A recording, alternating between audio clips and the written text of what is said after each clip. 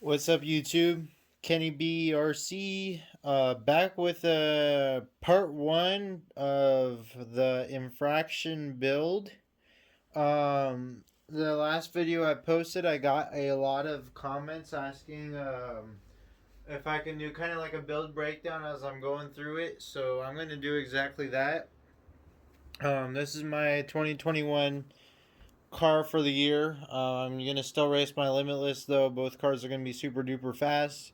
I've just been tuning my Limitless, so I haven't been paying much attention to the truck, but I did get to do a couple things. I got to lighten it up. I got to put the ESC in it, solder some things up, do the diffs, do the suspension. So pretty much it's a rolling car now. I got the motor coming from Cordova, and I just need to get some carbon fiber parts made up for it and get that all done. But I'm going to show you guys kind of what I did to it. Um, so starting off with the outside, there's nothing really different that I did to the outside of the truck. The truck is exactly the same. I'm going to leave the truck body on it, even though it's not the best aerodynamic wise. They did the front pretty well, and the wing very nice. You can also cut it down, but last time I cut my truck wing down, it seemed like it just wanted to move all over the place. But let's take a look underneath the hood. So I did do a couple things. I'll get the camera up closer so you guys can actually see. So as you guys can see, I have an XLX2 from Castle Creations. I hope it don't burn up. This is their first batch, so we'll see. Not gonna add any timing into it, and I also put 10 millimeter bullets on there. You can get these off of Amazon in a huge pack for like $22 or something like that. And it's a good price, a good deal. It helps with the amp current and draw and all that. And I also put these wires. I curled them up just so that way they look kind of nice, better looking than the regular stock wires. But they're all nicely curled up, as you guys can see. And what I do to do that is I take an MIP like this, and then I just wrap it around and around and around. So that's the ESC that I'm going to run in this truck.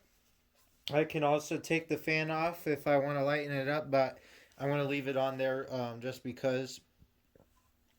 So we'll talk about the weight that I took out of the truck. I took out a lot of weight.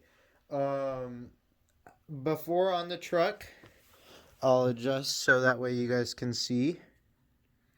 You used to have chassis support braces that went from like the back of the car to the chassis, and I took that off.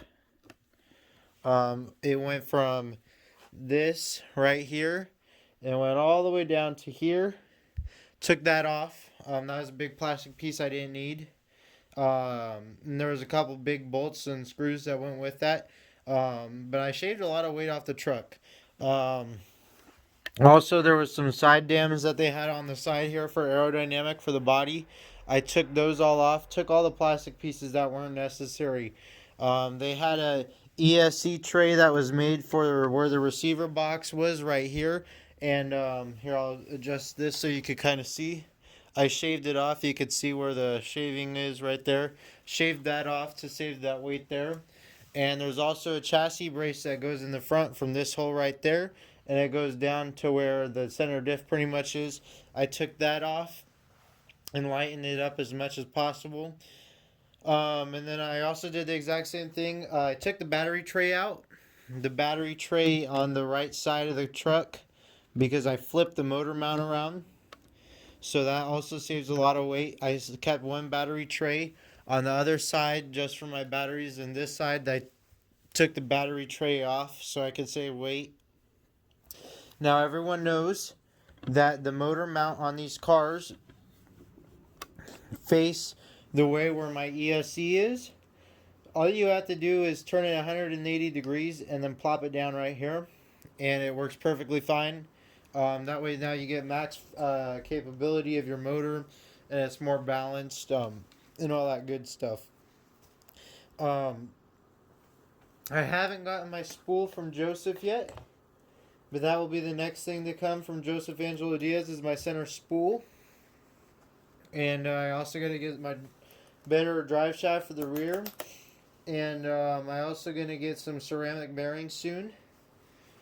But a couple other things that I've done with the car is I've done the diffs.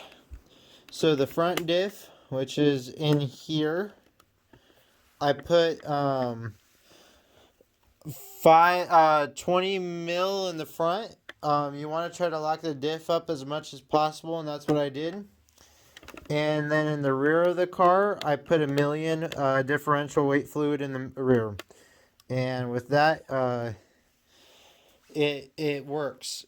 You want the car to push forward instead of it to pull. You want it to push, not pull.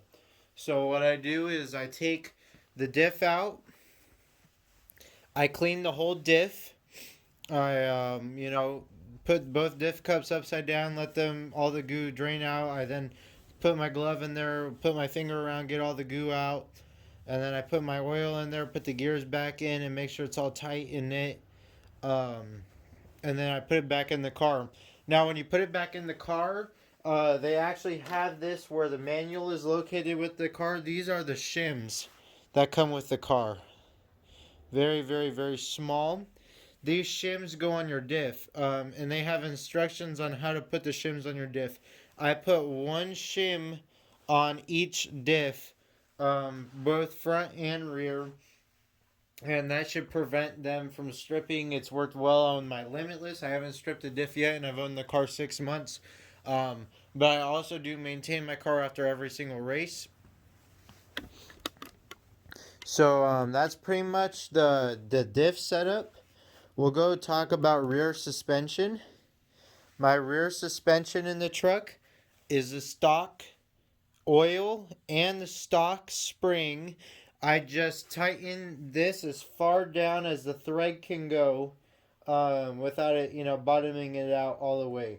So as far as the thread can go, you should see no thread left. Once the black lip touches the last thread, that's when you want to stop. That's what I did to both sides. And then I also went ahead and if you could see, let's see if I can get this right. My drive shaft dog bone in here is perfectly level. I took the scrub screw and I had to tighten down a little bit. So that meant that the A-arm picked up a little bit off the chassis, and I want that straight across. I don't want no angle or no droop on that. On the other hand, on the front of the car,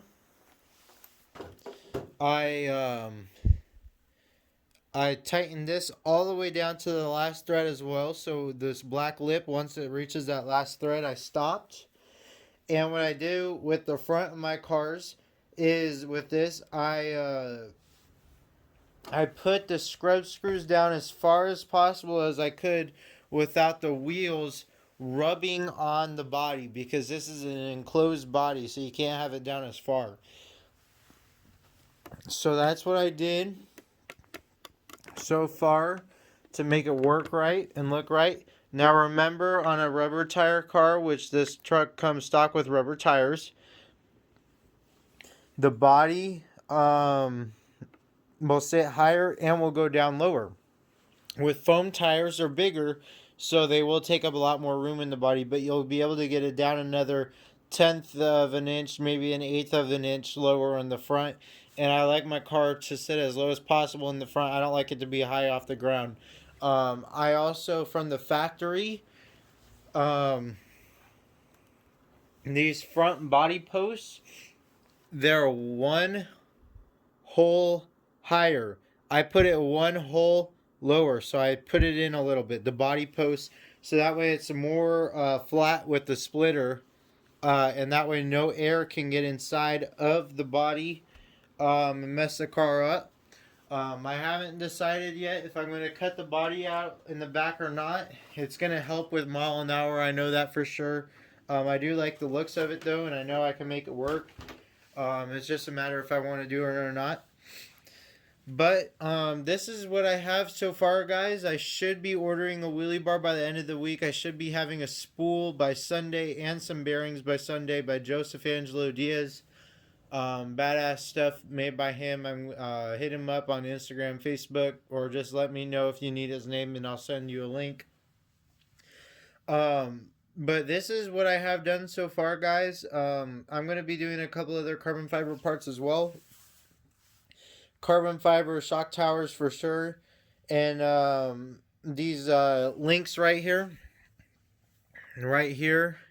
tie rod I should say ends. I'm gonna also be using a different tie rod end, so I can shave some weight down. But you know, by the end of this, it's gonna be a badass build. It should be going 1.6s on the GNS, on 8S, and yeah, I just can't wait to see the final product, you guys. I'm liking what I'm seeing. Arrma came out with a very nice Infraction version 2. I think the version 1s they hit it out of the park, and all they did was tweaked it to make it better. I haven't seen a button that I don't like on the car. The only thing that I still don't like that they could have improved on is two things. This drive shaft will pop out. You can see how loose it is right there. And also, they should have just made these drive shafts thicker. The majority of these cars that I've been seeing are drag cars. They're not really drift cars. I see some people like to bash with them and some people like to race with them. But, you know, that would have been a nice upgrade if Arrma could have done that. I don't know why they had to do it like this, but, you know, that's Arrma. But yeah, so that's it, you guys. I hope you guys enjoyed this video build breakdown of what I've done so far. I do have the electronics for sale for local pickup. If anyone's interested, everything has a lot. The receiver, handbrake, steering servo, motor, ESC, $250. And yeah, so XLX2. I'll put you know, a parts breakdown of what I have on the car. I haven't really put a lot of parts on it, but I'll have it in the bio. So make sure to look at the bio. Smash that like button, thumbs up, subscribe please, and I hope you guys enjoyed this video. I have a couple more that I want to do, and I'm going to start getting some videos of the races this year. All right, guys. All right, everyone. Thanks. Peace.